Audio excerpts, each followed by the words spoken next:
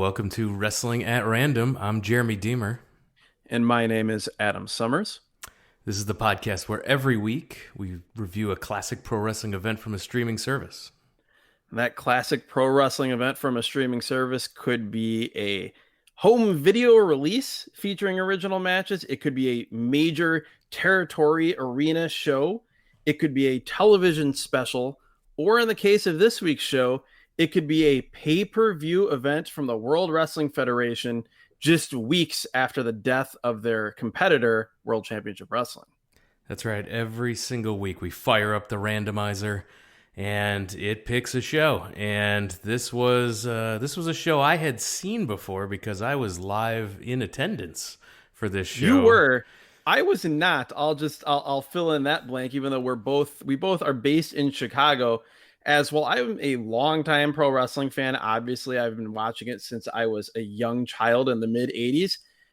By the time this show happened in 2001, I had still not attended a WWF show. I had attended many WCW shows, but no WWF at that point for me. So you were holding down the fort at the Allstate Arena. Or I guess it was still the Rosemont Horizon. This was the Allstate Arena at this point, and I was super excited for this show because it was the first time I was going to a pay-per-view event in person since Halloween Havoc 1990 at the UIC Pavilion.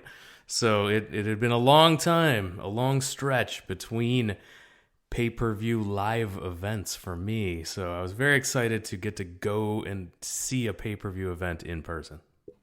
Well, there you go. So like we mentioned, this is the Backlash pay-per-view, April 29th, 2001. Let's go back just 1 month before this event to March 26th, 2001. That was the final episode of WCW Monday Nitro. It aired on that March 26th. And April 1st of 2001 was WrestleMania 17. And so just 6 days after, as it was referred to on the Nitro broadcast as the series finale, just 6 days later was that WrestleMania event. And that WrestleMania event became the biggest revenue-producing event in the history of pro wrestling. But the way the show ended was the heel turn of Stone Cold Steve Austin. And that heel turn at the end of the show would lead to a downturn in business. And history would prove out that it was a mistake in the long run. The Austin turn, like similar turns of Bill Goldberg, Ric Flair, they were not well received by the fans. People would boo him to do their part for the show, but no one really wanted to. Really, I think the only person that wanted this Steve Austin heel turn was Steve Austin. Mm-hmm. He desperately wanted to be a heel. It was by far his favorite role to play as a pro wrestler. And I will say that while it wasn't great for business, selfishly from a TV perspective, so entertaining. He was wildly entertaining, particularly Yes. as it went along, and he was this psychotic character, but he was also just hilarious and had great comedic timing. Like you said, it didn't do anything positive for business, and particularly doing that as the closing angle on your most successful show ever did not portend good things, but it did lead to some entertaining TV. It absolutely did. But like you mentioned, ticket sales, pay-per-view buys, and ratings would all suffer declines. The plan was to launch a WCW brand of its own in the summer. In June, however, that whole plan was scrapped. We don't have time to get into the failures of the WCW relaunch. I have one word: Tacoma. Yes, it all goes back to Tacoma for another day. We will, but just know that after that failure, the summer of 2001 would actually rebound thanks to the WCW ECW invasion angle. But looking back at the first quarter of 2001, there was actually a string of great shows, and this show was considered to be the first letdown of the year, of many future letdowns of 2001. We see the opening of the show. We get a video package. He who has the gold has the power. He who has the power has the gold. And if you've listened to other podcasts of us reviewing WWF or WWE shows from the early 2000s, you'll note that we mention quite often how there are these almost like sub themes to the shows that get beat into your head over and over again by the announcers. And that phrase that you just mentioned, Jeremy, we will hear that over and over and over again, and it will be the last thing we hear on the broadcast. This show drew a sellout, 15,592 fans to Chicago's Allstate Arena, paying $831,510, with another $143,000 in merchandise sales. This was the 17th sellout in a row for Chicago. Which Jim Ross mentioned at one point. He did. He mentions 18 straight sellouts, but one of those was not a sellout, but they thought the streak was so impressive that they went ahead and worked it to 18, but it was in reality the 17th. They should have just said they had 92,000 straight sellouts in Chicago. They like that number. Our announce team is my favorite incarnation of WWF announcers, Jim Ross with Paul Heyman. Super excited. I stood up off my couch and cheered audibly when I saw that it was not Jim Ross and Jerry Lawler. King Lawler. It was instead Jim Ross and a Paul Heyman that the ashes were still warm on ECW at this point, but Paul Heyman had swapped his ECW hat for a WWF scratch logo hat. And yes, he was here. We also had Howard Finkel on ring announcing. So about as good as you can get for this era of WWF with all three of those voices on this show. The sweet baritone sounds of Howard Finkel as our ring announcer. And we're underway. 6-man tag team match is the opener. Spike, Bubba Ray, and Devon the Dudley Boys versus a faction a lot of people forget, the X Factor. With good reason, yes. The faction, I should say, of X Factor, led by X-Pac, flanked by Albert or A-Train. I guess he was called Albert here. He was Albert Fashion here. Corner. Yet another look for him is he's got the long leather pants. He has the it's not a tank top, but it has no sleeves, tight black shirt. We can't tell how hairy he is, so I'm assuming this was maybe during the time period when he was like having it removed, or he was they weren't wanting to show us. But I am disappointed that we never saw him in this match hit the Baldo bomb, the derailer, the what they call it. At one point they just called it like the A-Train bomb. I wanted to know what move or what name that move had here in April of 2001 because it changed quite often. Yeah, and their partner, Justin Credible, who we saw a video feature at one point in this show where you get a brief glimpse of X Factor, and Justin Credible at that point was wearing his ECW gear, the jean shorts and like the long sort of black tights under it. Here he's just wearing very generic black tights with like a half-ass tribal tattoo on it on the tights. Super generic. And it's very generic. Like everything about his look just screamed, the company has nothing for you. No, and like you mentioned, Albert's Fashion Corner, it was definitely a gateway to the future hip-hop hippo, yes, which you would see at the Vengeance show if you go back to our archives and listen to our review of that show. I have no memory of this group, but the with match... good reason. They started off with a whimper and left with a whimper. Yeah, this match started off hot. It started immediately. The Dudleys just clearing the ring, double suplex on Albert. And Spike followed it up with a double foot stomp off the top rope. Hot way to start the match. We also have Spike go for what I always remembered with him being in ECW as the acid drop. I had zero recollection of the fact that they had renamed this move the Dudley Dog. The Dudley Dog. Yep. I can't recall a wider gulf between like the quality of move names when somebody's move name got changed. Like the acid drop is an all-time great sounding name for a move. The Dudley Dog. Ugh, no. No, and we've got Teddy Long is our referee here. So he's continuing his appearances of NWA, WCW referee, manager in WWF, referee, Go on to be like the commissioner. Yeah, Like, he had quite a career, Teddy Long. yes, a wild career arc that kind of started at a place, went to a place, and then kind of went back to that place. It was strange. Albert manhandles Spike, carries him around by the waistband of his pants. Very cool move. X-Pac, incredible. They end up double teaming Devon on the outside, crouching him against the ring post. X-Pac's in with Devon, and he hits that quick leg drop on Devon, one of the cooler moves in X-Pac's repertoire. I don't know if you, how much of a fan you are of X-Pac's work. So I like that quick leg drop. Absolutely. It's kind of the leg drop version of the Great Muta power drive elbow or flashing elbow, depending on where you're from when you heard that move called. I was the biggest fan of the Lightning Kid, the earliest incarnation of X-Pac, watching Global. I'll never forget running home from school and watching Jerry Lynn versus Lightning Kid 2 out of 3 falls in Global. And then also reading about Lightning Kid's match. I believe it was in an independent show in Minnesota. In Minneapolis, he had a match with Sabu that got a lot of play in the aftermags at that time. So I was a huge fan of the Lightning Kid, who went on to be the 1-2-3 Kid. The X-Pac 6 character, nowhere near as much, but he's one of those guys, like you hear about the whole X-Pac heat thing. Here he had legit heat as the entire crowd was loudly chanting X-Pac sucks. And he's definitely one of those guys that you go back and look, and he's a lot better than I think a lot of people remember him being.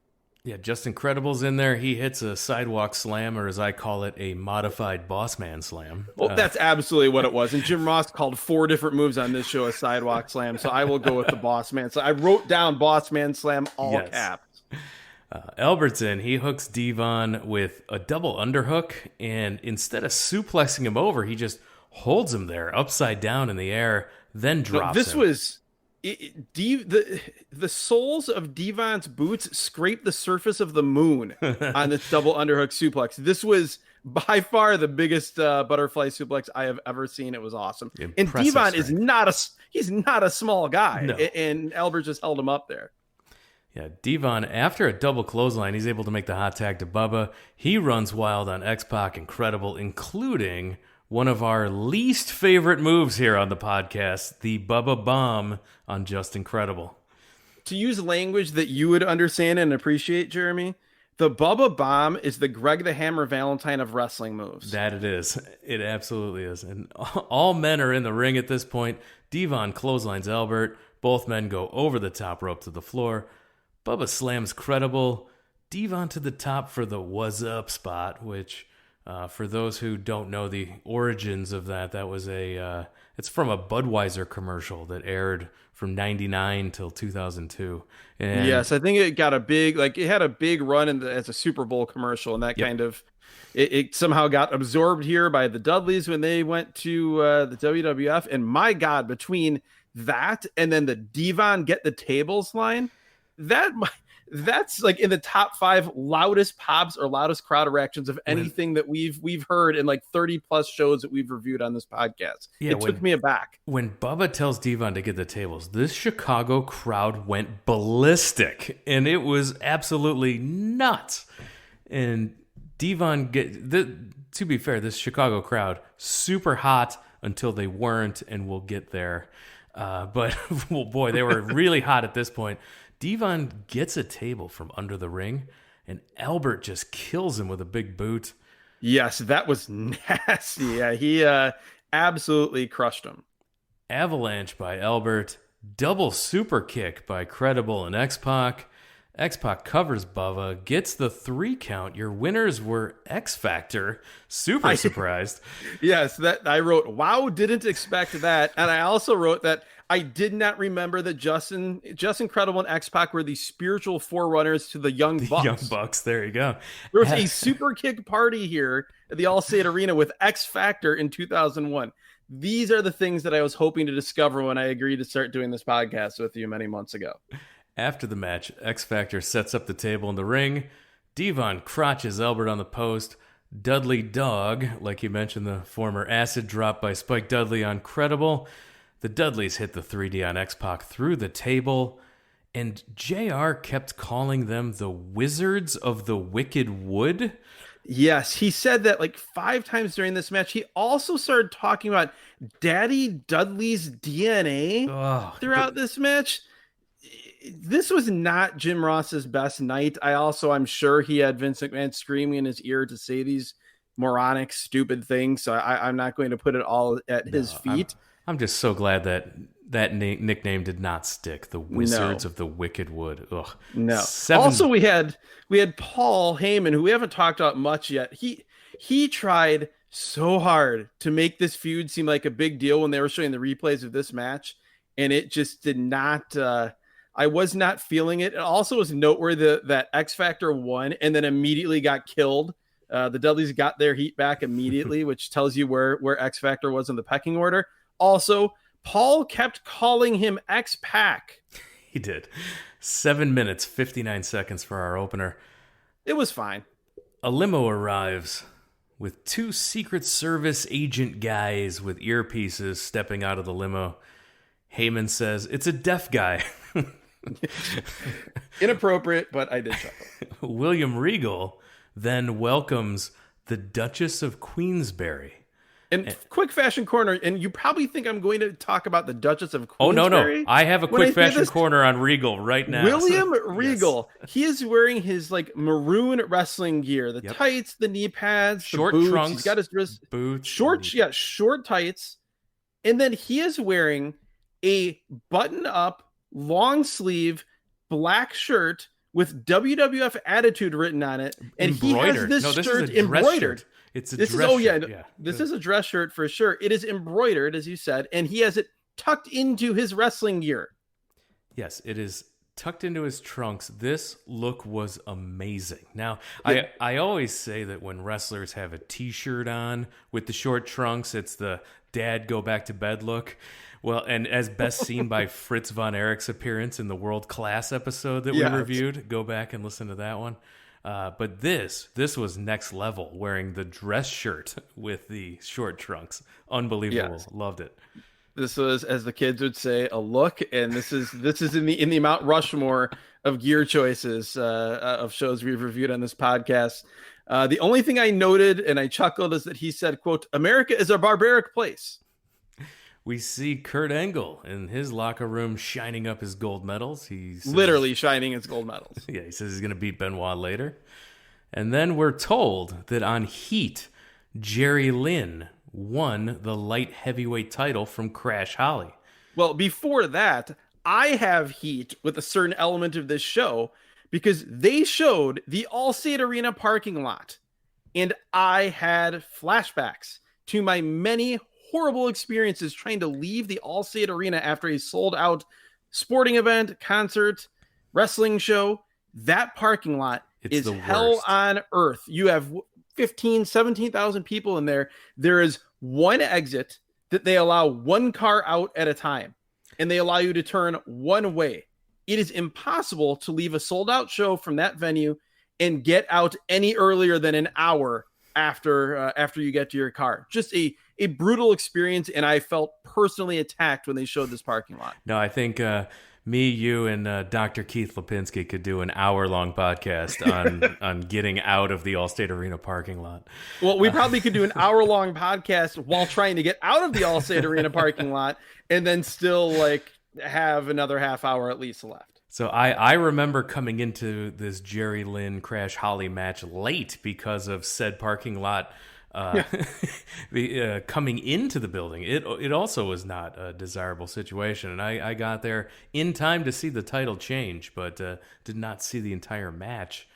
This was actually Jerry Lynn's WWF television debut. So this was his first match on TV. And now coming off of his ECW run, where he had a run with the world title late in the going of ECW. Actually, this is only a couple months. This is 5 months after that November to Remember 2000 show that we reviewed on this podcast, where Jerry Lynn loses the ECW world title. Here he is wearing his same gear, not looking all that different. And that then leads to a match that certainly has appealed to ECW fans, as it is Rhino defending the WWF Hardcore Championship versus Raven. And I know right away, wow, everybody from ECW ended up in the WWF like right away. Right away. And I remember this being one of my favorite matches of the night. When I saw the graphic show up, I'm like, oh my God, I love this match. And I don't remember, I didn't remember much of the details, but I remembered this being one of my favorites of the night. So I was really excited to see how this holds up, as I have never seen the television broadcast of this match. So I was really excited. I was very excited as well because Raven was my guy. One of, if not my favorite wrestlers during the mid 90s through a good portion of the 2000s. And I did order this show, and I had vague memories of being very surprised by, not that I expected it to be bad, but I remember liking this match. So let's see how it holds up. Raven comes out with a shopping cart filled with plunder, and basically he has New Jack's entrance here. Yes. Without the horrible overdubbed music. Yes, I was hoping to hear that terrible overdub music with just the phrase "in the ghetto" repeated 400 times. Go back to any of our ECW shows, and you'll hear us lament that. Raven's WWF music, by the way, was pretty awesome with the caw of Ravens at the start of the music. It really was, and I when that was the first thing I noted here in my notes is that, hey, Raven's WWF theme song, a little underrated, a little underappreciated. Yes, absolutely. And they did have a graphic that you could get that theme song on the WWF the Music Volume 5 that was out there. So we did get that graphic. Now, Rhino starts the match by just charging at Raven, who hits a drop toe hold, and Rhino goes face first into a stop sign. Awesome way to start this match. And this was about 200 miles an hour, too. Like, this was, they were not messing around at the start. Raven is very, very skinny here. He is. He's in great shape. He seems very motivated, which is not, you couldn't say that about his last ECW run. Jim Ross says that Rhino is 275 pounds, which I laughed because that was clearly not the case. He was much smaller. But yeah, this match started off hot and really didn't let up. Raven, a running garbage can shot into the corner, only gets a 2 count. Rhino with a running shoulder block to the stomach in the corner that I was always shocked they never called like a gore, because that's basically what it was. But he follows that up with trash can shots and punches against the ropes, and it just kind of keeps going from there. Yeah, Raven's in a seated position as Rhino charges him, this time with a boot to the face. Raven gets a trash can up, but it gets kicked into his face. That's Raven awesome. spills out to the floor. Rhino, then, he goes for a pin on the outside, and I was super surprised for a second, and then I remembered that falls count anywhere in these WWF hardcore matches. Yep, I wrote the same thing down, like, oh yeah, this is falls count anywhere, especially because later he's using the hardcore title as like this joke title that is it's basically the WCW Backstage Assault Championship, but here it still is like a wrestling title, but it does have the falls count anywhere stip. Yeah, Rhino, he sits Raven in a steel chair. Then he sets up the steps in front of Raven, who's still sitting in the chair. Rhino then runs up the steps, leaps off the steps, but Raven moves, and Rhino just crash lands on this chair, crushing it. So brutal. Oh. Yeah, he goes full speed through this, and that spot is kind of the match totally distilled, in that like these two guys were not given a ton of time. They were stuck out there in a hardcore match, and they just decided to go, as I said earlier, 200 miles an hour and completely not care at all about their own well-being. It was wild. Yeah, Rhino hits Raven with a trash can lid and some random sign right to the head. Rhino. He pulls a "keep off" sign that's on the entrance barricade. We see those a few times throughout the show. Rhino picks up the shopping cart, like picks it up over his head, and then he hits Raven with it, then throws it over the top rope into the ring.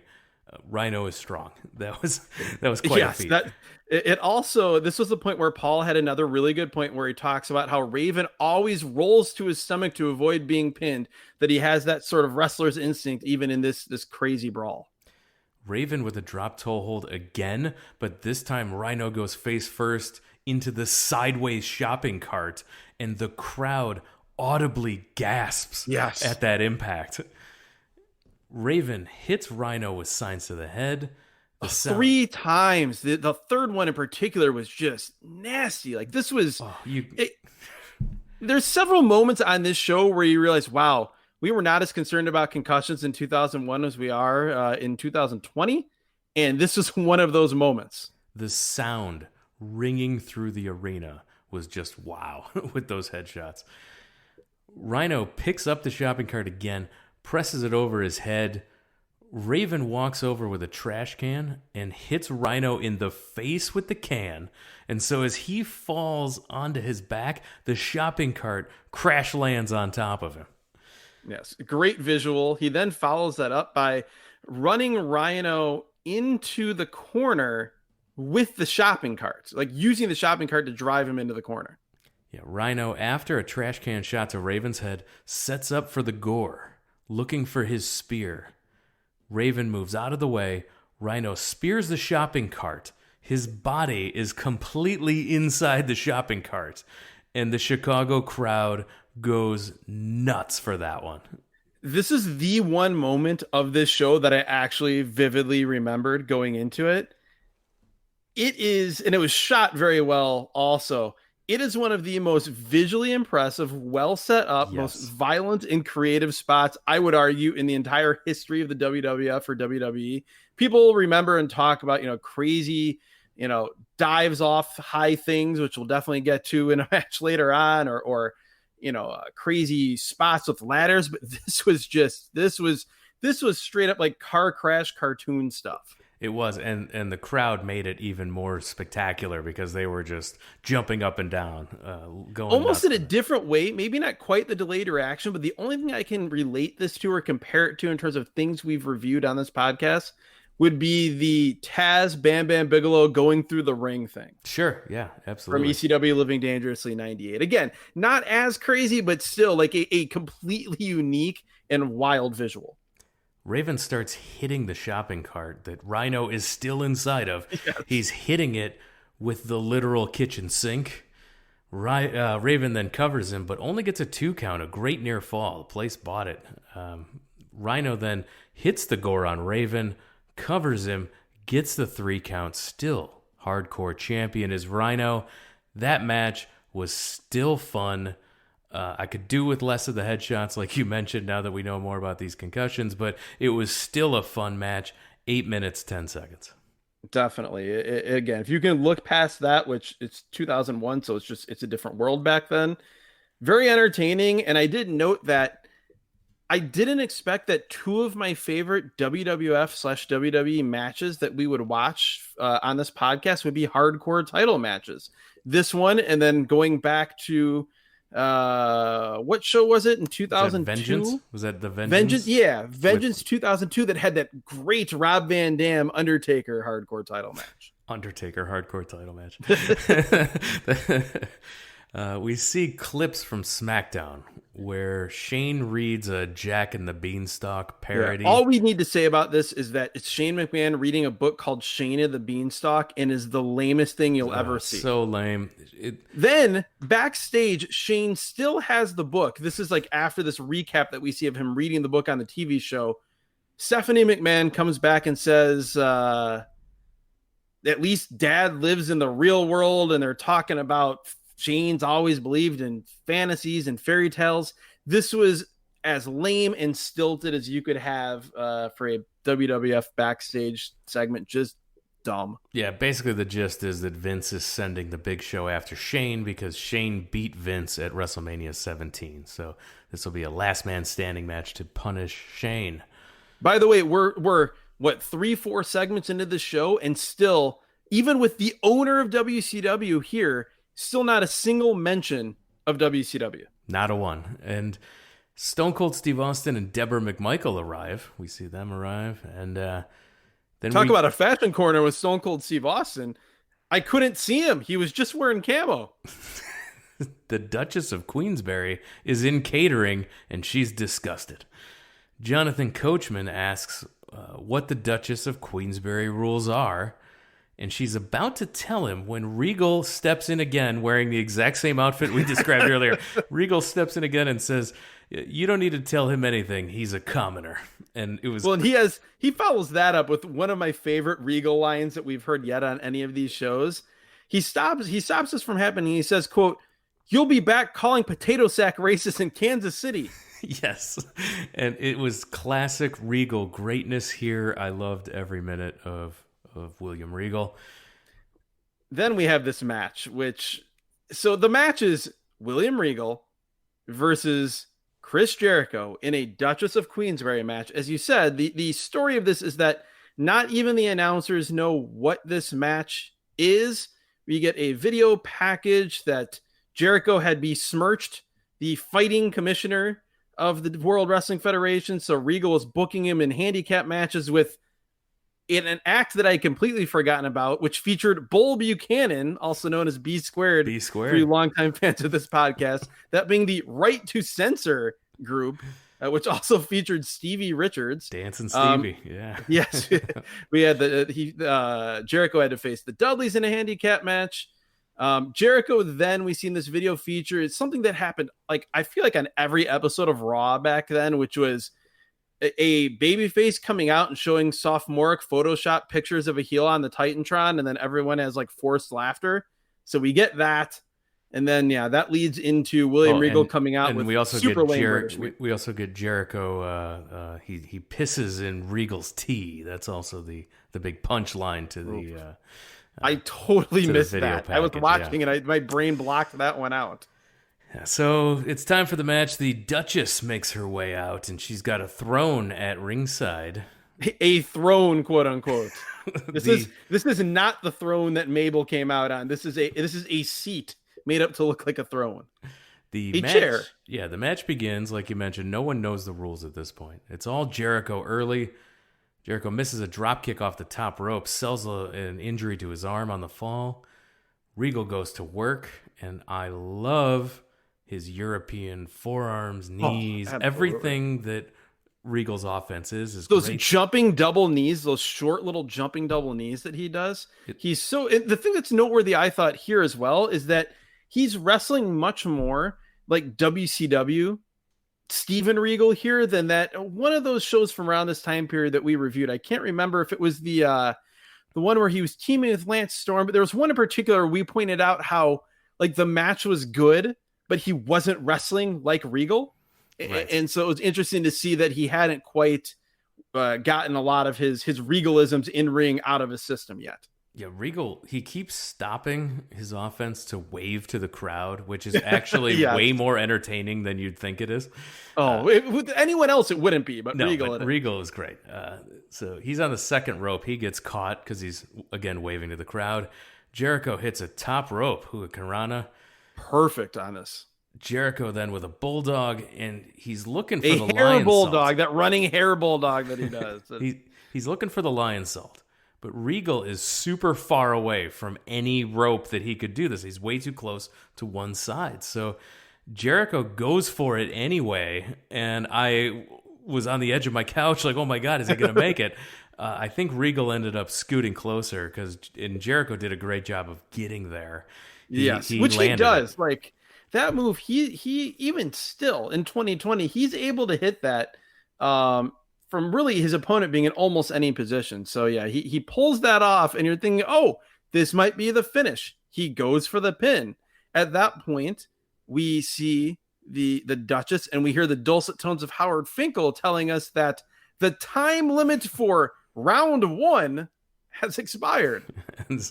so immediately, Regal with a quick roll-up. Jericho kicks out. Regal then with a release German suplex. Jericho does a full flip, almost landing on his head. Regal then applies the Regal stretch. Jericho gets to the ropes. Jericho gets Regal into the walls of Jericho. Regal taps. The bell rings again. Jericho's music starts to play this time. Yeah. But Finkel gets on the mic again to say, as part of the rules, you can't win by submission. Yes, he says he's been informed by the Duchess that you cannot win by submission. and the match starts again. At this point, Jericho battles to the floor to go after the Duchess, but stops before Regal can sneak up on him. Yeah, Regal hits Jericho with the Duchess's scepter. And then it's announced that this is a no DQ match. Regal still only gets a 2 count. Well, yeah, but he hits him with the scepter. The ref calls for the disqualification, but then it's announced it's no disqualification under Duchess of Queensberry rules, and the match continues again. At this point, I note that like this, it sounds fun when we explain this to you. Not fun. It probably sounded good on paper. It sucked. The crowd didn't know what to make of it. No. The end result of this was each time they did something like this, the crowd was less invested in everything that happened because they had no idea whether it was actually a real finish or not. I mentioned earlier at the top of the show here, this is the match that took the hot crowd out of this show. They were so hot for everything until this match just kept, it became the match to go hit that merchandise stand for, or go to the and they were hot stand. they were hot for the start of the match too. And you have to again remember Chicago, a hardcore wrestling town. I would imagine that a lot of people, yourself included, in 2001, were pretty excited to see 100%. Regal versus Chris Jericho. And the end result of this, which will the finish is coming soon, the actual finish that counts is coming soon. But the end result of this is that I don't think Regal and Jericho could have had a less satisfying match than this if they tried. Like this is, if you're looking for what the floor in terms of quality level for a Regal versus Jericho match is, this is it. Absolutely. And it's neither of their faults. They both performed very well in this match, but it was they were not done any favors by this whole story. Now Jericho grabs Regal for the walls of Jericho's submission. He remembers he can't win that way, but it is no DQ, so he just kicks Regal low. That was good. Regal to the outside. Baseball slide by Jericho knocks Regal's face into the lap of the Duchess. The highlight of this match, which we said was not good at all, the highlight for me is Regal's embarrassment face. Yes, just amazing. Regal's facial expressions always comical. This was fantastic. Jericho then beats up the security detail, throws the Duchess into the ring, puts her in the walls of Jericho. Regal breaks it up with a steel chair. 3 chair shots later, Regal with the pin. He gets the victory. 12 minutes and 11 seconds. The crowd absolutely dead. This match absolutely sucked. Shocking that it was this bad, Yes. but I didn't get it. Apparently, WCW had done something similar a few months before this match. Really? They had done a Canadian rules match with Lance Storm that was very similar to this on paper. It sounds, maybe I blocked it out. The idea of that sounds vaguely familiar, but I clearly don't Jacques have Rougeau was the referee, and and they did a very similar thing to this match. It died there, and it came off terrible, and they did the exact same thing here, and the same result happened. So yeah, not shocking that it ended up being that way. And again, what is shocking is that you could have a disappointing Jericho versus Regal match, but that is what we are left with. My notes then say, and again, this shows how much I was really enthralled by these backstage segments. I wrote, Big Show and Vince laugh backstage. yeah, Vince just says, "Don't hold back." That's the end of that. 30-minute ultimate submission match. The rules are the person with the most submissions in 30 minutes wins. It's an Iron Man match for 30 minutes, but you can only win via submission. Which I do want to point out, because this will factor into this match and how it came off and how it was received by the crowd. You have to remember that in the WWF, submissions were not really a thing. And if they were, the only submissions that were ever used was your submission finisher. Finishers And only. Yep, nobody tapped to anything else. No, not only did no one tap to anything outside of the reverse chinlock to get heat, no one really used any other submissions. Yep. So it was going to be very interesting going into this match to see how the crowd reacted, because there are no pinfalls. Each guy has a submission finisher, but it's... I could think of almost every other major wrestling company in the world that would be more well suited in terms of how their crowd has been conditioned for a match like this than WWF.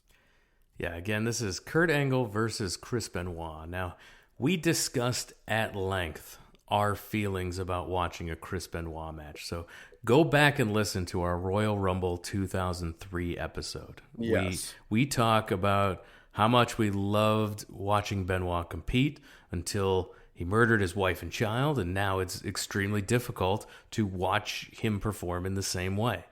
Yes, and that neither of us had watched Chris Benoit matches at all until we started doing this podcast together.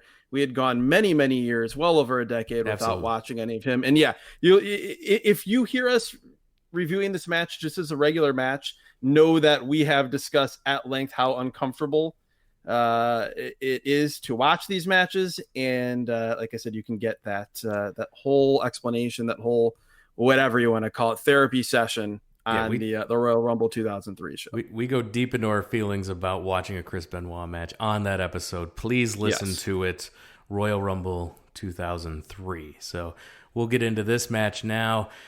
Kurt Angle's out there, and he announces that he grabs the microphone to say that Chicago is a little short on winners and a little long on fat, sweaty pigs. So. Particularly since Michael Jordan retired, he says. We also notice, I just, again, these weird WWF speak things. Over and over again in the video, we hear Chris Benoit referred to as the Rabid Wolverine, which I do remember. Yep. But it also appears as though at this time they were trying to get over calling him the Wolverine Machine. Oh, yeah. Which I had no recollection of. But that must not have stuck, thank God. But Ross says that quite a bit during the match. It's here in the video package. Other just quick notes. It's weird to see Kurt Angle with hair, not the fake hair that we saw, the comically fake hair on a previous episode of this podcast. Also, Angle is even earlier on in his career than he was on the previous episodes of this podcast, and he still is incredible. Incredible. And then the other thing to note is that they say, and that's the important thing here, they say it's 30-second rest periods between falls, if you can call it that here, between submission-based falls. And there's a clock on the screen, which is not something that we see here very often. I felt like I was watching Fox Sports Net era TNA Impact. Yeah, Heyman mentions Benoit's training in the New Japan dojo, which was also surprising to hear on a WWF broadcast. Exactly. I felt like this wasn't as far removed from 1985 WWF Antonio Inoki in a battle royal as I would have thought. So yeah, I did not expect that. But yeah, the match gets started from there. And really the early moments, the early minutes of this match is Kurt Angle repeatedly going for and getting single and double leg takedowns, sort of alternatingly. And there being scrambles and then standoffs, kind of where basically building into the question of, yes, Benoit's a great wrestler, but can he out wrestle Kurt Angle here? This awesome mat grappling to start the match. Angle is amazing at making fake amateur wrestling look completely legit. Which is a feat because there are 100%. So many people, particularly people outside of Japan. I mean, you look at, guys that grew up in, New Japan, then, UWF, UWFI Battle Arts, like that's a whole style there. But there are very few North American wrestlers that can pull off fake realistic stuff like this in a believable way. Like this was not, I don't know, this wasn't like Craig Pittman versus the Cobra. No, Angle is so talented at making the other guy look like they're capable of hanging with an Olympian. Just what a talent. And the thing is, again, to note, Kurt Angle is a guy who, yes, he was an Olympic wrestler, but outside of that, he was only ever in the WWF system by this point. Like for him to be this good and to be able to hang with a absolute world-class wrestler and wrestle at that same level while only having trained in and having experience in the WWF style, it never gets less impressive. It's mind-blowing every time, all over again when you see him. 5 minutes in, Benoit almost gets the crossface, and this is the first time that the crowd really pops because, like you mentioned at the top of this match, they're looking for a crossface or an ankle lock as the only way to get a submission. And they've also been sitting through 5 minutes of mat wrestling. And the WWF, which, you're watching it at this time, and it's always been this way, crowd reactions are based off of like guys doing stuff that they're familiar with. WWF/WWE crowds always react to guys playing the hits. And that's not what this match was built to be. That's not what mat wrestling is. And so like, people weren't booing, No. but people did not know what to make of it. And this wasn't necessarily what they bought their ticket to see. No, and now remember, this is also coming off of the Duchess of Queensberry rules match. So, like, it's like, hey, here's a complete farce, and now we want everyone to be completely serious. And you want to talk about getting the bends as a fan, going from one extreme to the other. Like, this is crazy to think that you were going to get a reaction from the crowd during this match after what they just went through with that previous match. Completely ridiculous. Absolutely. And that's something that when you're watching it on TV, like I ordered this pay-per-view and I watch it from home, and I'm sure I felt that way watching it. But that's something when you're in arena, you feel that so much more. When you're at a show and it's clear that like the show wasn't sequenced properly in terms of match order, it really can drag things down. Yeah, and these guys are at another disadvantage here is they can't do near falls or the close pins at all. This is all submissions. So again, though, on this podcast, we always talk about the little things here. And Benoit and Angle are both outside the ring, and they go to different sides to slide in the ring, not sliding in on the same sides. I loved that. I love the little things, and that was one to call out. Back on the outside, Benoit actually gets Angle in the crossface on the floor. Angle taps, but that doesn't count. Got to be in the ring. We have the scoreboard and clock in the lower right-hand corner. Angle quickly grabs a knee bar. Benoit knows he's hooked, so he taps quickly. He doesn't try to fight it, knowing that there's plenty more match to go, so Angle's quickly up 1-0, but I don't think that the crowd... They didn't understand it. Understood, no. No, this was an awesome sequence, but it was not, it didn't work for the crowd, as you said. So Angle hits a right-hand punch, and then goes straight into like a rolling takedown into a knee bar. Absolutely beautiful stuff. Benoit immediately taps out, and Heyman, being a smart guy and knowing that the crowd, the people that are watching on TV aren't accustomed to this, immediately points out how smart Benoit is to tap out and not risk immediate injury when he has 24, 25 more minutes left to wrestle. Stay alive, don't get hurt. But to the crowd, it just makes they see this and they're thinking Benoit is basically a coward and can't take the pain. Yeah, they're not used to seeing people tap out. No, at all. And they're not used to seeing people tap out immediately and to a move that isn't a finisher that I'd say probably 80% of the crowd has never even seen before. So yeah, they lost the crowd a little bit there. I also noted that at this point, Jim Ross says it's a 30-second rest period, and as that last syllable ends, the next fall's already started. Yeah, Angle goes right back to work on the knee. Angle goes for a chop block, which Benoit countered into a crossface attempt that gets blocked by Angle. Benoit rolls through into an armbar, and Angle taps. Awesome sequence. It was an awesome sequence. Again, weird in this setting. The one thing that does bother me, though, is like you see here in this submission match, and I guess it makes sense because like Heyman explained and like you explained, you want to tap out so you don't get injured and have to wrestle the last 2/3 of the match hurt. But it just reminded me of like when you see 2 out of 3 falls matches, they don't happen that often anymore. But when you see a 2 out of 3 falls match and like a guy gets pinned in the first or second fall with a move that if it was a 1 fall match would never pin them. So that can sometimes take you out of it, but I think that the reasons that you and Heyman described, it works here for us, but definitely not for this crowd. Or if you go back to last week's episode, WWF's Most Unusual Matches, where it was best 3 out of 5 falls. Yes, in a 2-hour time limit. I still can't get over that. But in this match, we are tied 1-1, 21 minutes left. Benoit works on Angle's arm and shoulder. Benoit with Angle in the ropes. The ref tries to separate him. Benoit throws the ref down, which allows Angle to grab a chair from the outside, nails Benoit with it. An upside down chair, absolutely brains him with it. And again, definitely makes you feel uncomfortable watching this, knowing the what happened later and knowing the in the post-mortem, what the condition of Benoit's brain was after he killed himself, after he murdered his family. So yeah, definitely one of those uncomfortable moments that takes you out of this match for sure. Angle with an ankle lock. Benoit taps 2-1 Kurt Angle. Taps immediately. So we've seen Chris Benoit tap immediately and fervently, like desperately, within milliseconds of getting put in a hold twice within the first 10 minutes. And this is not causing the crowd to rally behind him. No, this was a move that the crowd did recognize, though. So, yes. So they did make some noise. Angle, he's not giving Benoit his 30 seconds between submissions. He's seconds after the bell rings, he slaps the crossface onto Benoit. Benoit taps to his own hold. 3-1 Angle. Still 18 minutes left in the match at this point.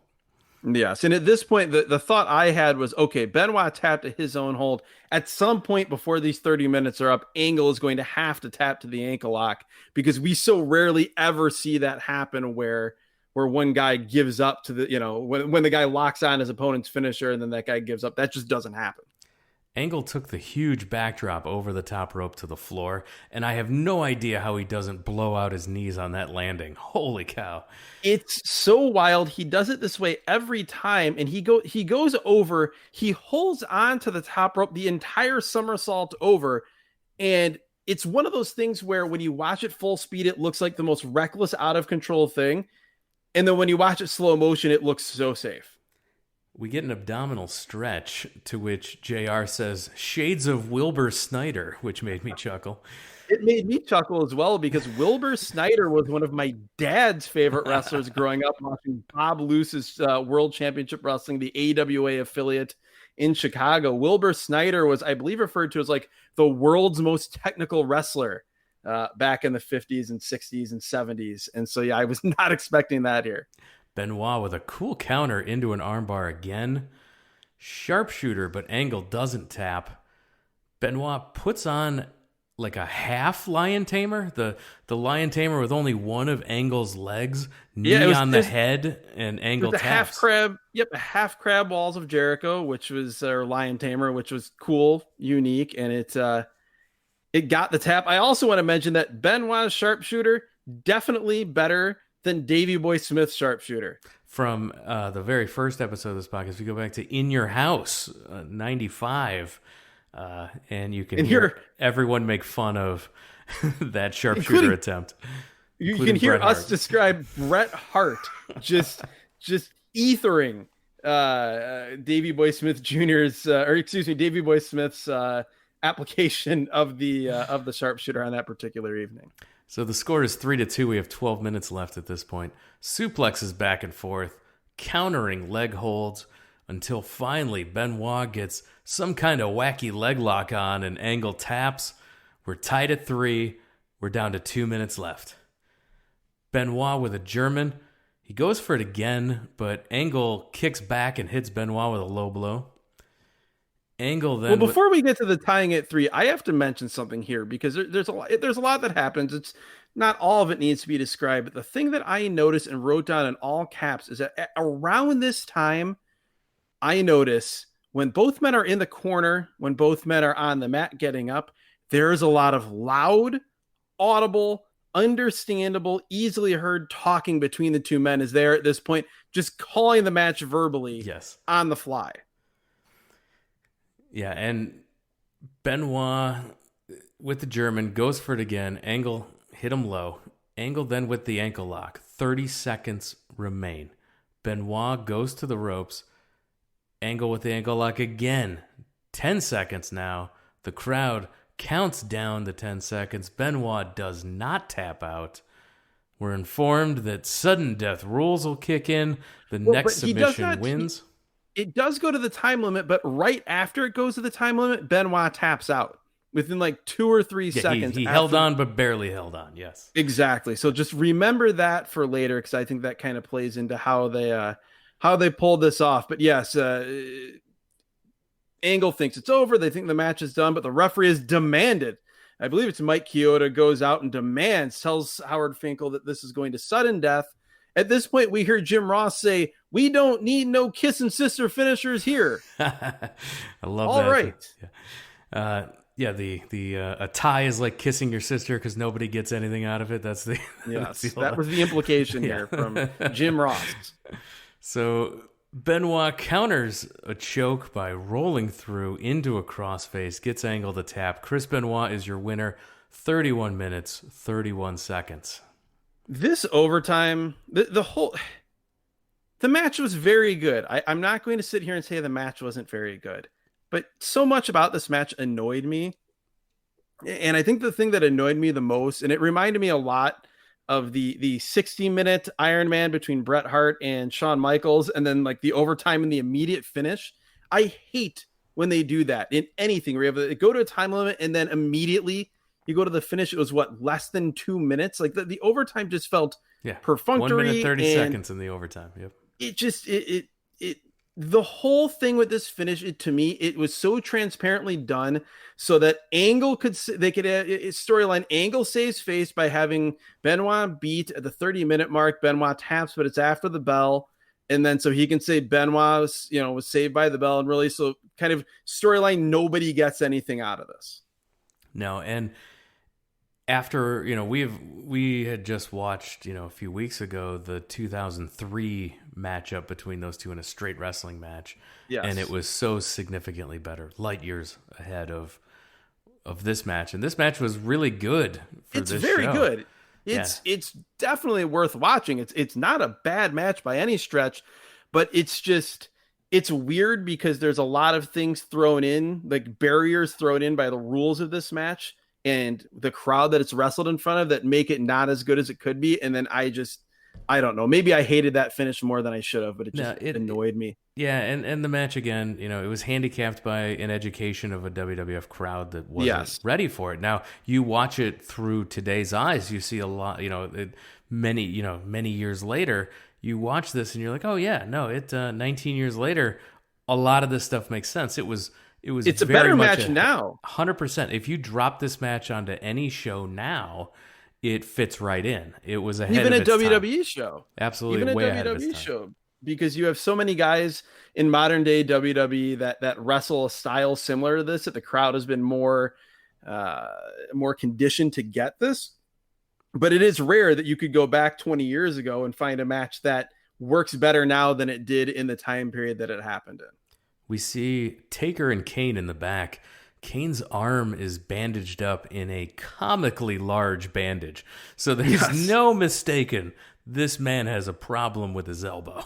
Either that or he has another elbow in his elbow. Or they put like a rocket launcher in his arm and then wrapped it. Yeah, it's and backstage we get a Triple H promo where he says that Shane's always lived in a fairy tale world. So that is another one of the phrases that's being pounded through our skulls on this show. Shane McMahon versus The Big Show, last man standing. By the way, in case you're wondering, still no mention of WCW to this point, even though Shane McMahon is the owner of WCW. Finally, in the video package for this match, we hear Vince McMahon talking about how Shane stole WCW from him. And we see a recruiting battle in ring between Shane and Vince to try to convince Big Show to either go to WCW or stay in the WWF. And Big Show makes his choice. He chooses Vince and the World Wrestling Federation. This is a wise choke choice. Slams Shane. Wise choice. Yes. He knows what's on the other side. He's lived it. So yeah, his entrance says on the chyron on the bottom, WCW owner. Yes, Shane McMahon. But they still, on the broadcast, other than the video feature, they still have not mentioned anything about WCW, anything about that story. It just casually, they just slip in there in the chyron, as you said, WCW owner. And it's there like it would say 6'2", 212 pounds. Like it's so nondescript. Not even a WCW logo in the graphic. There's no WCW logo on his gear. This whole WCW story is not off to a good start. Shane starts out hot with a kendo stick, but Show quickly shuts that down. Shane with 7 chair shots to the Big Show. Who Big Show, by the way, quick trip to Fashion Corner. He's not wearing those rockin' jeans that he was. He did not look like the match. Yeah. Yeah, he does not look like a giant Hardy Boy here. He is just wearing his singlet, and he is a massive, massive man. He also has like strangely normal guy hair, which is weird. He's got that like kind of it's here in 2001, but it's almost that like 80s feathered haircut. Like he looks like he should like he kind of has a Toby Flenderson from The Office look here, which is very strange. Good luck.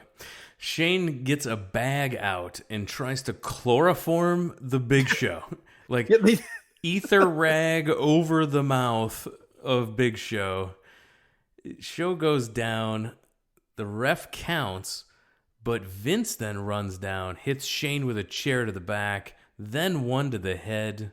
As JR yells, "That's your own son!" And he's just losing his mind. And at this point, finally, Paul Heyman, of all people, the very very recently head of ECW, points out the craziness of this scenario is it is the owner of the WWF hitting the owner of the WCW in the head with a steel chair in the middle of the ring. The Big Show regains consciousness. Show then beats up Shane, who keeps getting up. Show ends up picking Shane up at 8. And he does this several times because, again, last man standing. It's like a Texas death match type of thing.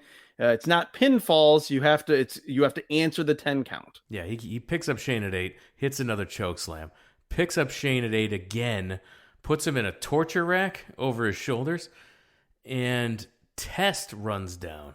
Well, before that, there's a great moment where he picks him up, he kills him with this one-arm choke slam, and then he just screams, "I'm the man!" And he pumps his fist, and it's just so funny because it's the most generic exclamation and the most generic like taunt move I've ever seen in my life, and it's just so funny to see the giant Big Show here doing that.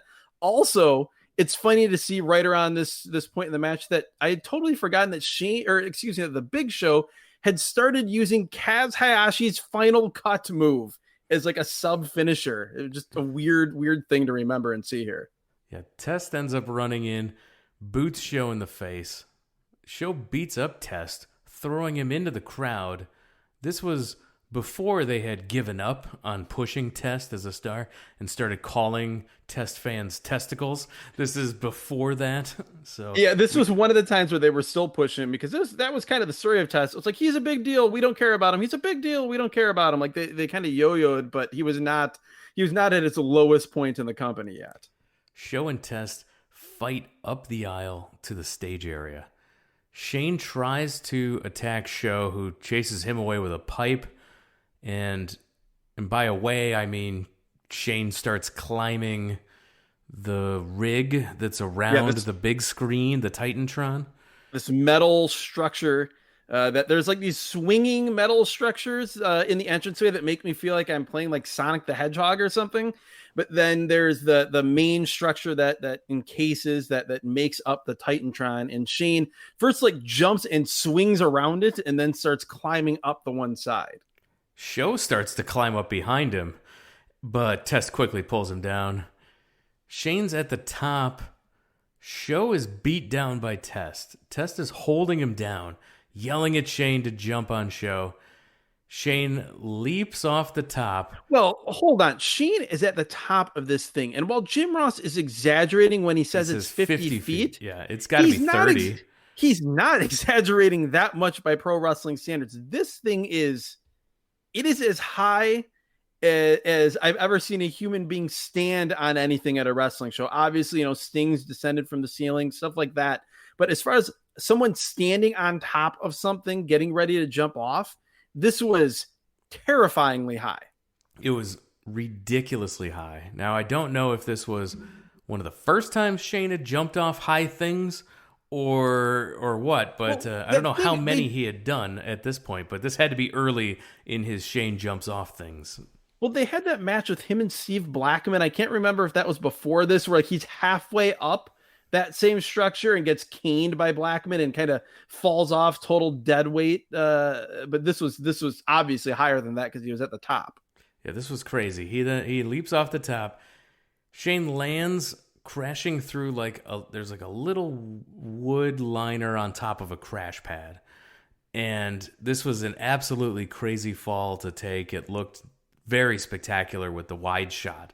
So Yes, the wide shot where you get a sense of clearly how high he is, but you also can't see the bottom. You can't see where he hits. So you just see him go and then he just drops out of view and it looks incredibly impressive and terrifying. And you're thinking, is he dead? Is the Big Show dead from getting, just the force of that elbow drop? How are either of them going to survive this? And you're thinking, wow, they shot that crazy spot really well. It was perfection. Both men are counted down, but Test puts Shane over a camera crane to hold him up while the Big Show is counted down.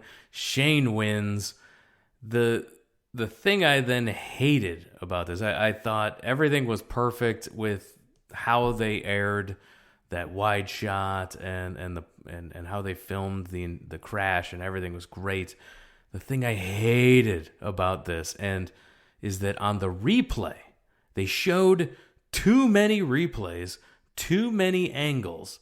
Too many times. Yeah, to where they showed the angle that highlights the crash pad. Well, not just the crash pad, though. That's one element of this.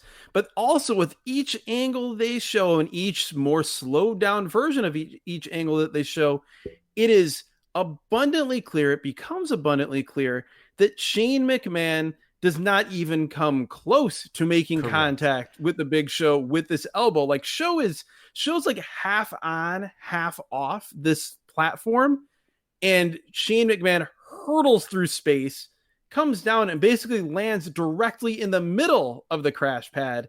And as you're watching this, and your eyes are telling you that you're seeing one man jump terrifyingly far, but not land on the other man, and then Jim Ross is screaming at you, telling you that he just drove his elbow straight through the heart of the Big Show. And if you don't show the angle where you see the crash pad, then you don't see how far away he is from Show, and you can connect the dots that he landed an elbow through the Big Show off the top, like 100%. But as soon as you show me the 75th replay where I see the crash pad and everything, this is completely ridiculous. If you show the two angles that hit the pad over and over and over again, it's way more effective. I hate when they show the exposing angle replays. Awful way to end a really cool presentation.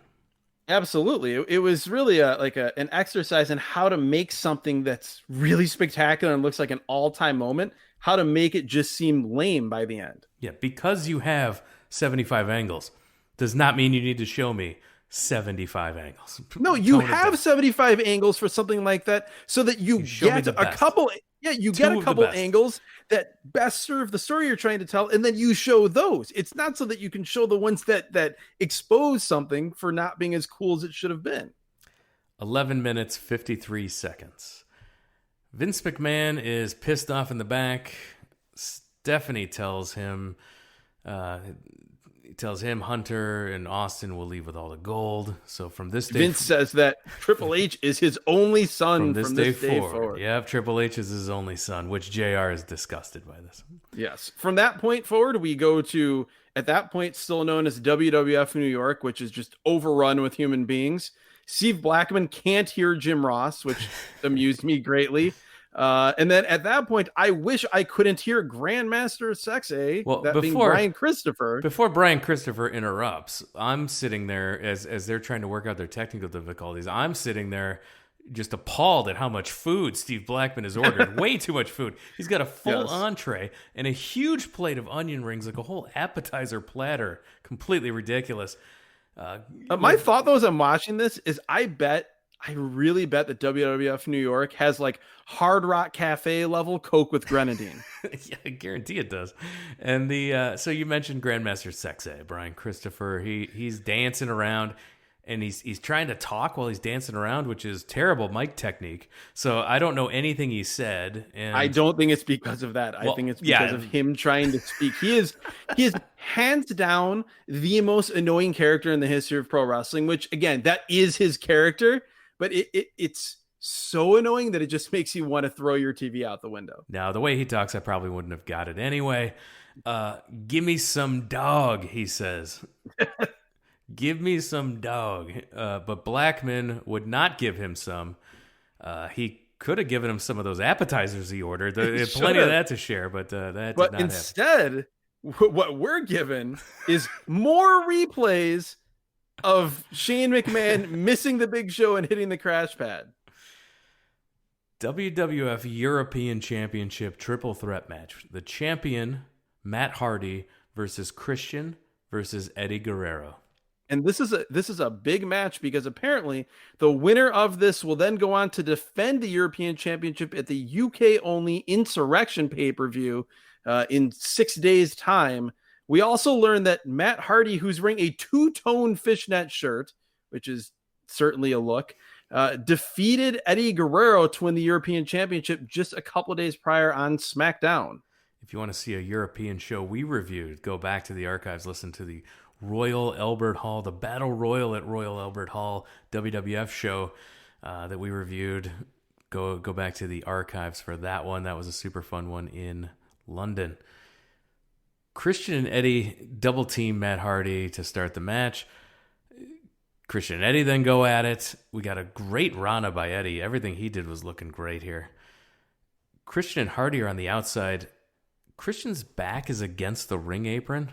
Hardy then runs towards him, gets backdropped, but his body tipped up, bounces off the rope, so he comes back down and hits a DDT on the outside. That was pretty neat. Eddie's in the ring. He hits 2 brainbusters on Matt, only a near fall. Yeah, this was not the three amigos, the rolling like regular vertical suplexes. It was an outside in brainbuster, and then another brainbuster, and somehow that was only 2. The crowd was pretty dead here still, but This was a death spot though. They just watched a guy fall 50 feet off a Titantron. They didn't have the benefit of seeing how, there was no contact. So this just looked like the most amazing thing they'd ever seen in their lives. And then that was followed up with Steve Blackman and Grandmaster Sexy eating appetizers. So it was, this is the death spot. This was a spot that in later years, or a lot of times, they would stick the women's title match. And, we've talked about before, like Trish Stratus and Jazz having to work through that, and still having a good match. That's where these guys were stuck here, which is a shame considering the talent level of all 3 guys. We do hear the women screaming for Matt Hardy as he takes his shirt off. That's the first time we hear the crowd in this match. Yeah. This was like rock. It was like Rock and Roll Express, like in Greensboro in the 80s or something, when he ripped off that T-shirt. It is noticeable with the ladies are acting. And it was a positive scream, not like the terrified scream like if I pulled my shirt off. Different reaction. Yeah, different entirely. Matt and Eddie on the top. Eddie goes for a top rope Rana, but Christian from the outside holds Matt Hardy by the waistband of his pants, so Eddie can't get the Rana. He falls down. Christian tries to superplex Matt off the top, but Matt counters, dropping Christian down onto Eddie. Double clothesline off the top. Hardy's on the outside. Edge then comes from out of nowhere, spears Matt Hardy on the floor. Can we talk about Edge briefly? Well, we can, because I have a quick fashion corner here.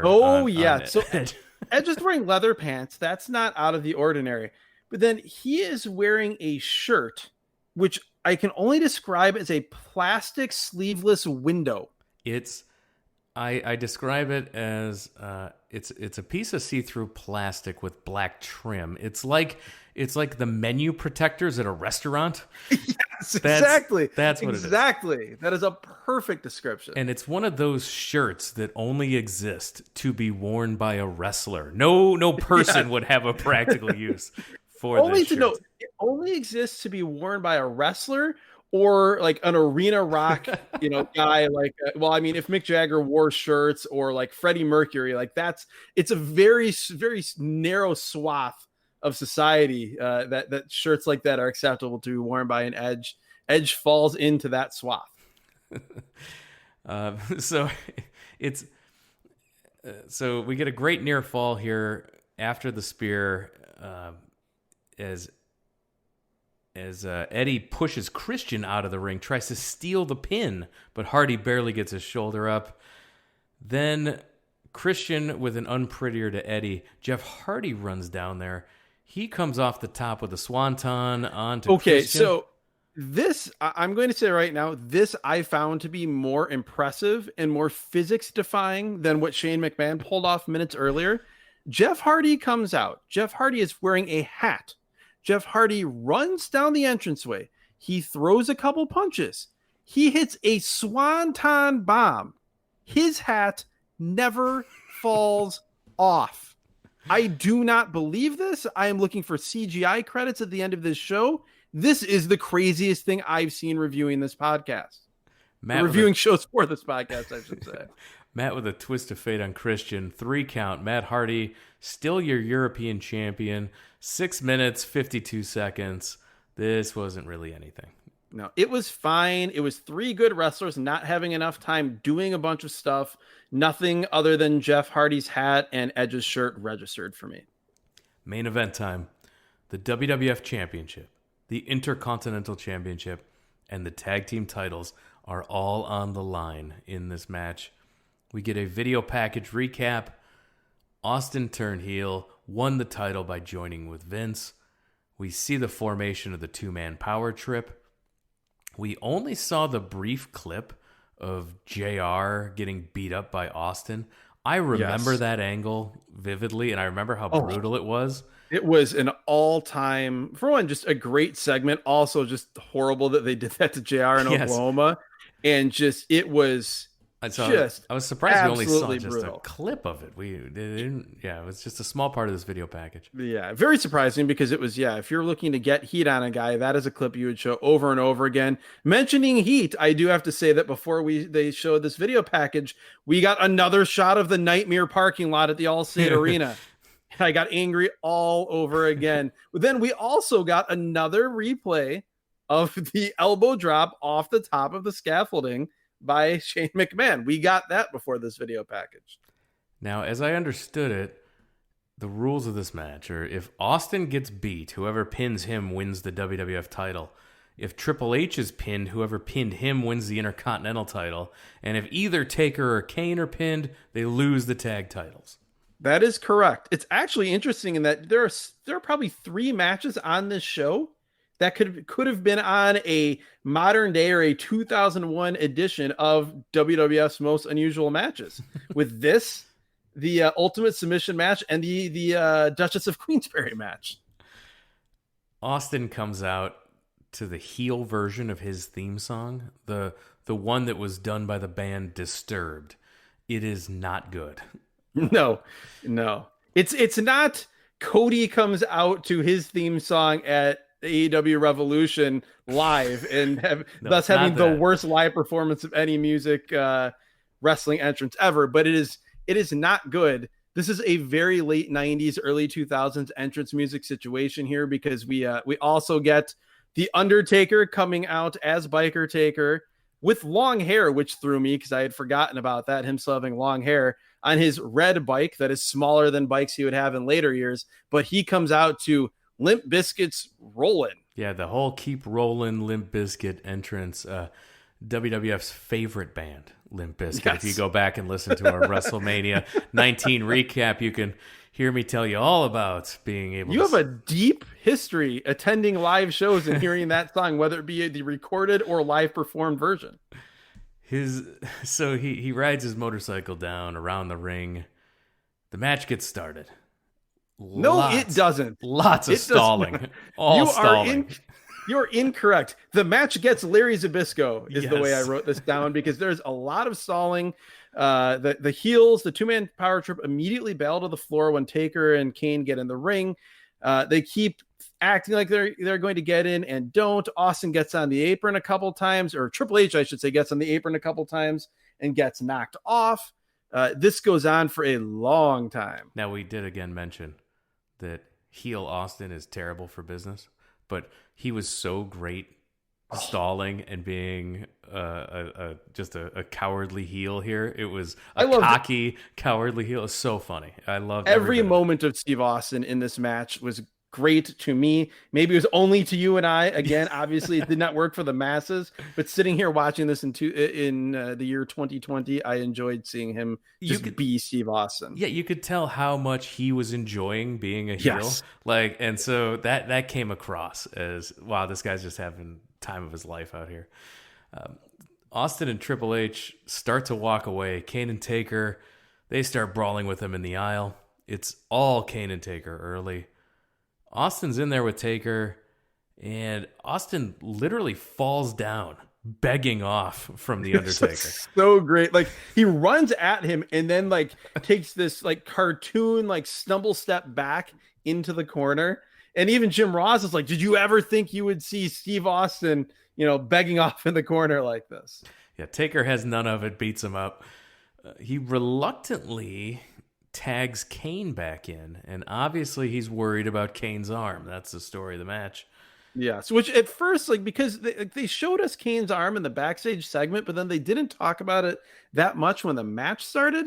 So as we're watching this, I'm like, wait, is there a dissension angle here that I don't remember? And then quickly, it kind of comes back that yes, Kane has an arm wrapped around his arm, and that's why he's that's telling us that he's hurt. Yeah, Taker, he puts the arm wringer on Triple H, and the crowd is on their feet. This is the first time the crowd is back into this show since very early on, and they are back on their feet for the old school.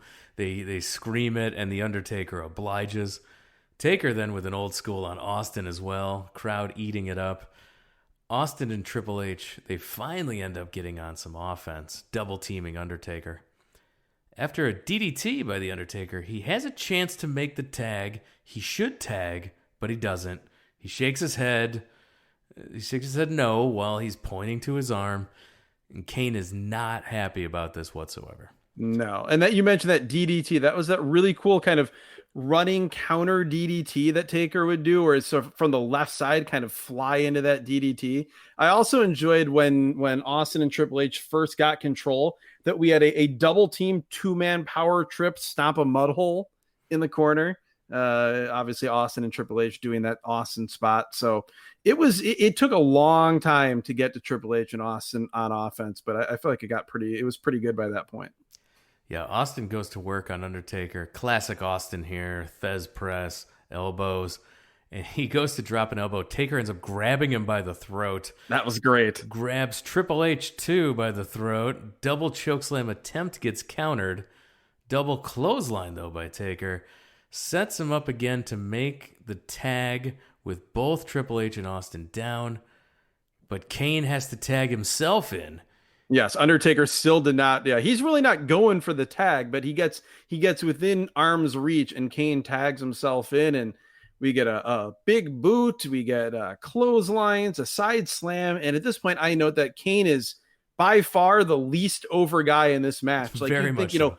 Injured babyface, big star, gets the tag in, running wild, and the crowd is just they're like, but they're not really getting into it. Kane continues though to run wild, hits the top rope clothesline, catches Triple H on the top rope and hits him with a press slam. But then Triple H cuts it off, hits Kane in the elbow as he goes for the choke slam on Steve Austin. Yeah, Austin ends up first taking Kane down by the arm, hits him. He basically hits the old divorce court arm bar. Yes, the arm DDT. Yes, it's called the divorce court because it doesn't just separate your shoulder or your arm; it divorces it. I feel like we have to pay royalties to Joey Styles for that. But love it. We'll do that. And he goes to work on the injured arm of Kane. On the outside, Kane's arm is on the announce table, and Austin hits it hard with a chair. His arm is still attached, by the way. They were working over his arm, but they did not literally pull his arm off. Kane's arm is on the announce table. The rest of his body is attached to his arm. Just a note, because yes. It's wrestling, so you never know. We did just have RoboCop on the show, true. So anything is possible. A long beating on Kane's arm by Triple H and Austin. Kane almost makes the tag, but Triple H pulls Taker off the apron. Well, we have some very poorly executed arm bars as part of this. Very much so. Yeah. This long beatdown and workover of Kane's arm. Not Triple H, but Austin. If there's one thing I can say negatively about him in this match, there's one point where he has an arm bar, and it's just he's holding the arm, but there's no way that there's any pressure being put on it at all. In the he's bending. You talk about like bending against the grain. He's bending it with the grain here. Sure.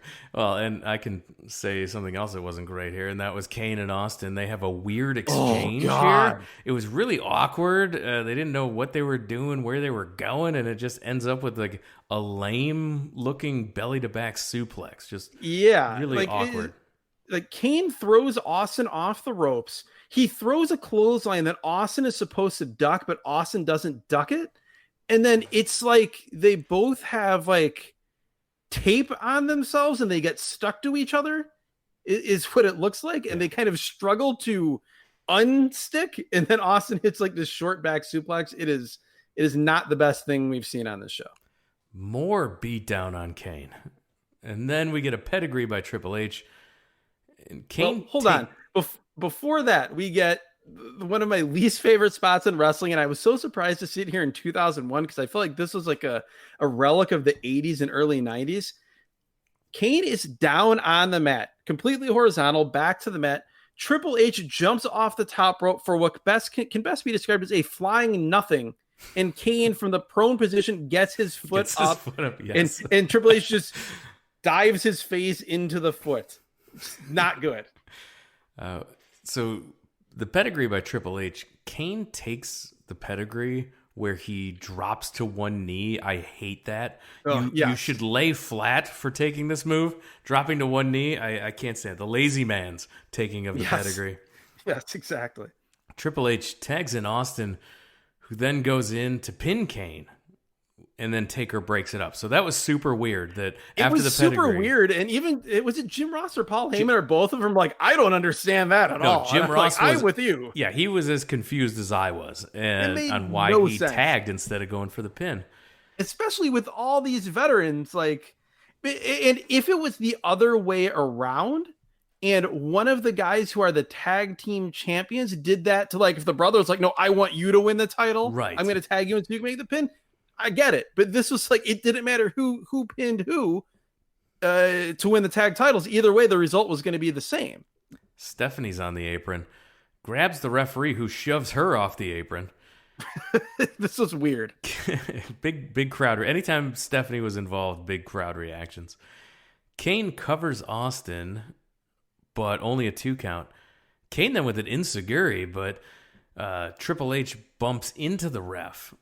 Well, we also had a spot a couple minutes earlier where I think they were supposed to do this and didn't, where like Austin is holding on to Kane's leg and time just stops. Yes. And then finally he just like takes him down, and then they redo the spot a couple minutes later, and here Kane hits the enziguri. But like you said, in the outflow of this, the ref gets knocked down. And shenanigans from here for the rest of the way. This is classic WWF main event ref bump situations here. And so Kane makes the tag. The ref didn't see it. Taker runs wild on everybody anyway. Taker nails Triple H with the last ride powerbomb, but the ref will not count because he did not see the tag. Taker with an awesome angry face grabs the referee.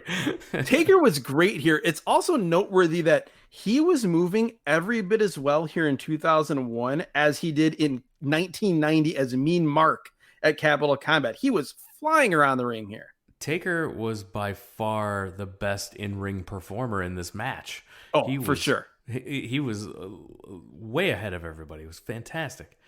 One quick note before I forget, just a quick fashion corner thing. Austin had, Steve Austin always wore the 2 big knee braces. They were black knee braces like usual, but they had red trim. I don't ever remember seeing that before. Austin from behind hits Taker, who ends up knocking the ref to the floor. Austin hits a stunner on Kane. Taker and Austin then brawl into the crowd. Stephanie gives a tag team title belt to Triple H. But Kane with a big boot to the face. The whole thing I noted on this was that it was still the awesome WWF tag team titles from like the 80s and 90s. I loved seeing that. I did not expect that. No, they kept the same belt, just added a scratch logo to it. Fantastic. But he's got the title belt. Kane with a boot to the face. He goes to chokeslam Triple H. Stephanie runs in and she gets hit with a Kane boot to the face. The crowd goes really wild for that one. And she ate that boot. Like that was very, very well done. And I don't think anybody expected that to happen. Now Vince runs in with a sledgehammer. Kane grabs Vince by the throat.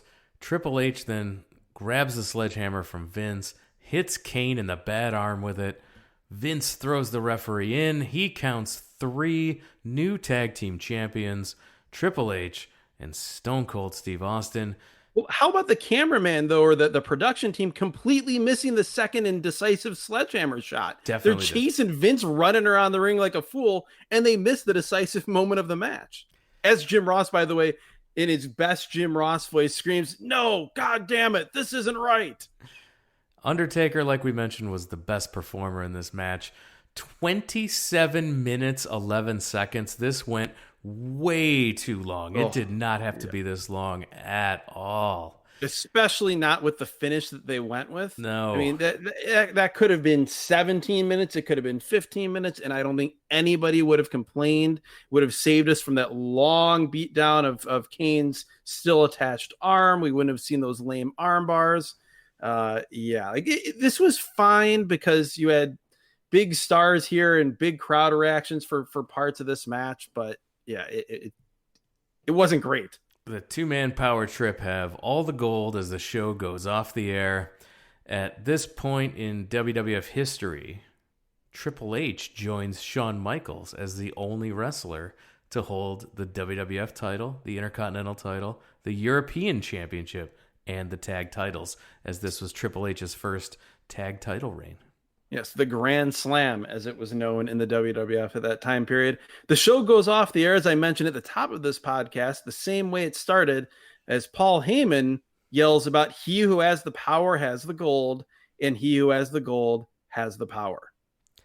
This was just a show. And like I mentioned at the top, it was, considered a letdown based on, the Rumble, WrestleMania, just a bunch of great shows leading up to this show. And this show just didn't deliver to those expectations, and it was just a show. It was. What do you think for the best match? I could be convinced Rhino and Raven's the best match here. Yeah, I actually am going to say that Rhino and Raven was the best match because, and it was 7 minutes. Yep. It was a hardcore title match. It was weapon laden to say the least, but it was awesome for what they were doing and the time they had to do it. Both those guys worked their asses off. The crowd was into it. Super creative. Yeah. Very creative without being wacky and dumb.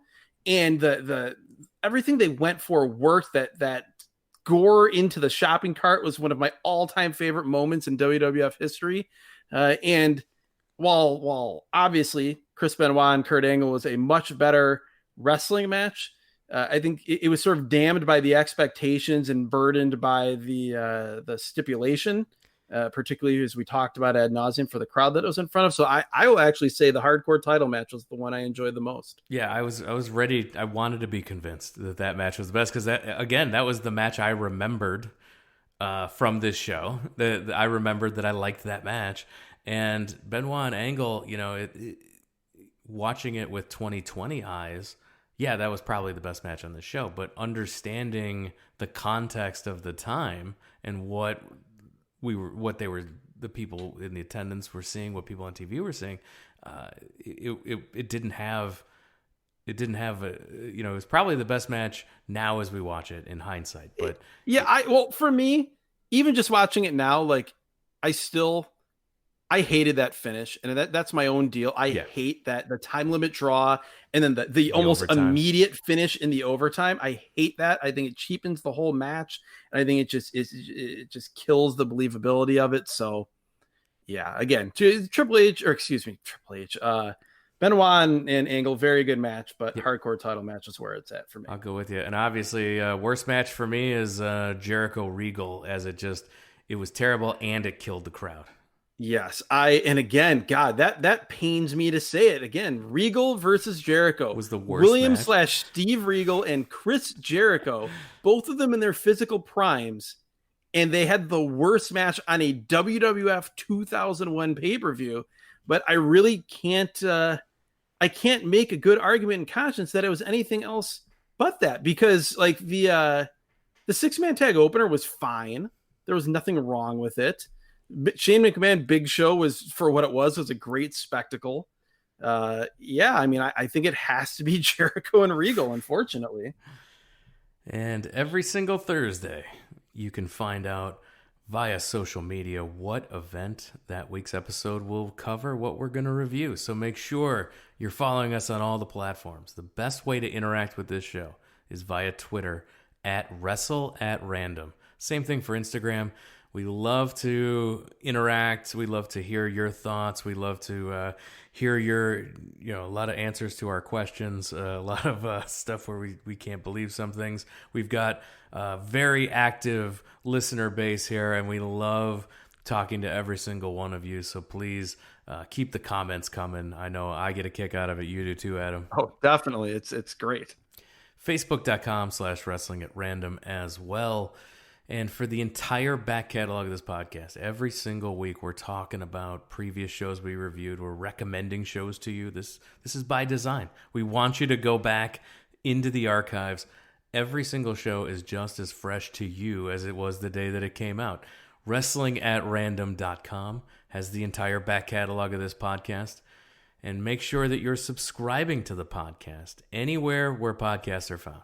Make sure you're subscribing. That's key to help us work the algorithm so that others can find this podcast. So make sure. Absolutely. Yeah, make sure you're telling your wrestling fan friends about us.